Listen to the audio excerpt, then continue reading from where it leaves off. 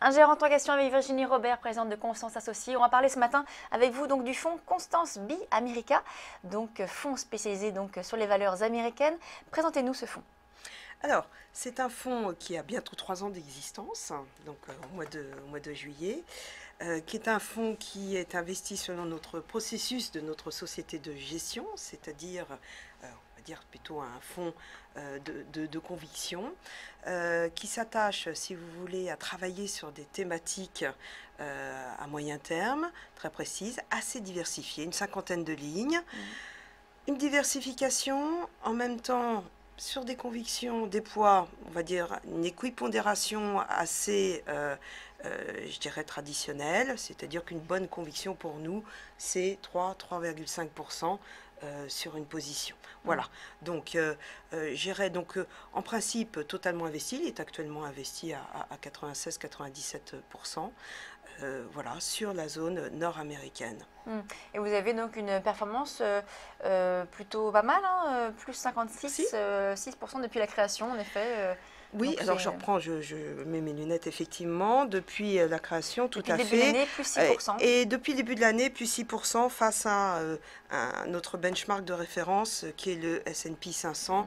Total return, c'est-à-dire dividende réinvesti, puisque c'est important de le considérer de la sorte, qui est à plus 3. Voilà, tout à fait. Donc vous surperformez donc le S&P, donc Total Return.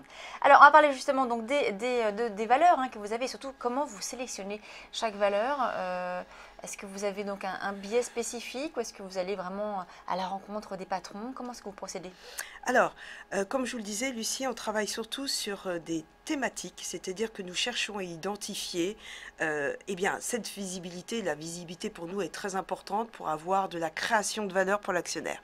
Donc, sur des thématiques précises, nous allons regarder quels sont les acteurs et évidemment, nous allons rencontrer ces sociétés, les étudier, ensuite évidemment faire un screening des éléments financiers, mais d'avoir aussi, je dirais, dans ce screening, des éléments, bon, évidemment quantitatifs, mais qualitatifs qui prennent vraiment de la place dans notre décision d'investissement. Et c'est qualitatif, c'est le positionnement de la société dans son univers compétitif. On aime bien regarder ce qu'on appelle les forces de porteur. Regardez également cette société, on aime bien avoir des critères de ce qu'on appelle le buzz aussi, c'est important. Et évidemment, la qualité du management, la visibilité sur la stratégie, c'est extrêmement important. On l'a vu, regarder sur Twitter, c'est pas tant sur les résultats. Les résultats, bon, ça peut décevoir, mais ce qui est embêtant, c'est la crédibilité, puisque le management, là, on voit bien, dans ce qu'il avait pu dire auparavant, le marché là s'interroge sur est-ce qu'ils font vraiment ce qu'ils disent, est-ce qu'ils se sentent à l'aise avec ça. Ça, c'est très très important pour nous.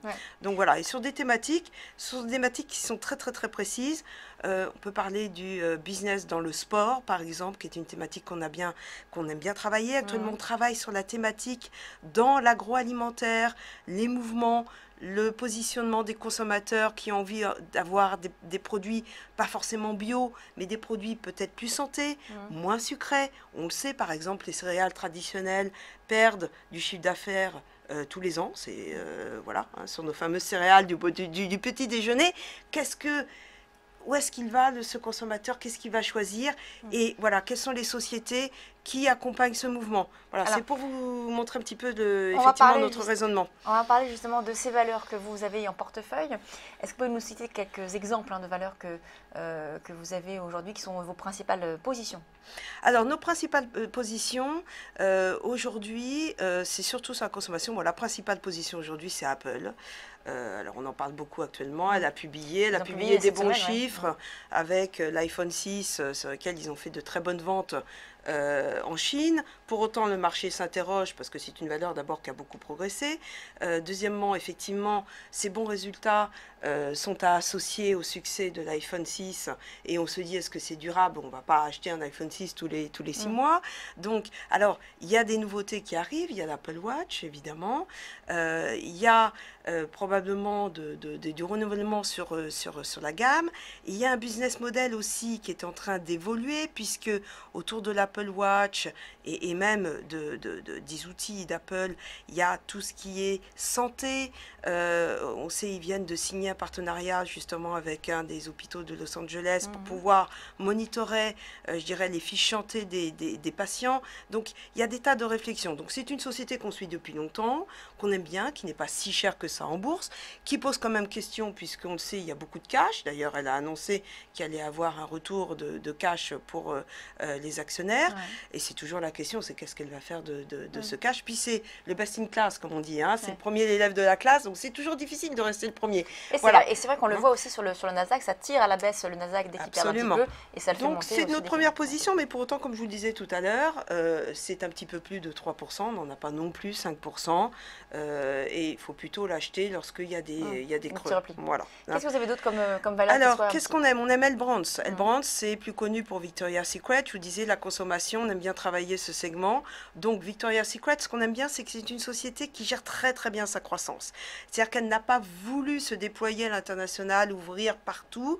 Elle gère, elle est à l'international, mais preuve en est, nous n'avons pas de magasin Victoria's Secret en France. Elle gère, elle fait ça de façon très tranquille. Elle veut que tous les magasins soient profitables. Donc ça, c'est extrêmement important. Et par contre, elle se positionne sur des sous-segments, des nouveaux produits, donc produits sport, équipements sportifs, produits pour les jeunes au travers de Pink. Donc c'est une croissance qui est bien gérée. Voilà. Et donc on aime bien accompagner ce type de croissance. Là, typiquement, le management est solide. Tout à fait. Voilà. Autre société, toujours dans la consommation discrétionnaire, pour jouer, je dirais, le retour du consommateur, le consommateur américain qui aime bien, quand il se sent bien, il sort, il va au restaurant. Donc on aime bien Starbucks, on aime bien Cheesecake Factory, ce genre de société. Bon, Starbucks, c'est le champion du café, mais qui a su se diversifier aussi sur le thé. Et surtout, ce qu'on aime bien dans cette société, c'est que l'expérience client est vraiment au milieu de la stratégie du management. Et cette expérience client, c'est un des premiers restaurateurs, entre guillemets, hein, là-bas on appelle ça restaurateur, chez nous, c'est peut-être pas tout à fait la qualité qu'on peut lui attribuer, mais c'était le Wi-Fi, mais surtout c'est cette, je dirais, pour eux, c'est toujours de voir comment on fait pour que le client ait envie de venir, pas juste pour prendre son café, qui est beaucoup plus cher qu'ailleurs d'ailleurs, mais qu'il revienne et qu'il passe du temps et que ça soit un lieu de convivialité. Voilà, donc ça c'est typiquement, et c'est une stratégie qui paye. C'est une stratégie qui paye, sur le terme, bon elle est un peu haute, hein, voilà. Dans les médias, on aime bien toujours Disney, Disney vole de succès en succès. C'est d'abord une société qui est très bien diversifiée, à la fois sur les médias, sur les parcs d'attractions, sur les produits évidemment périphériques. Mais c'est une société là aussi qui a une très bonne stratégie, qui a fait aussi de gros investissements. On sait qu'elle a repris la licence Star Wars. Donc la Reine des Neiges a été un succès formidable, donc ils vont avoir effectivement le numéro 2 qui va arriver. C'est une société qui gère bien aussi son portefeuille de produits. Voilà, donc on aime bien ce genre de en fait, c'est un peu les blockbusters quand même. Voilà, c'est les blockbusters. Après, on a des petites idées qui sont alors peut-être moins représentées dans le portefeuille, mais qu'on aime bien.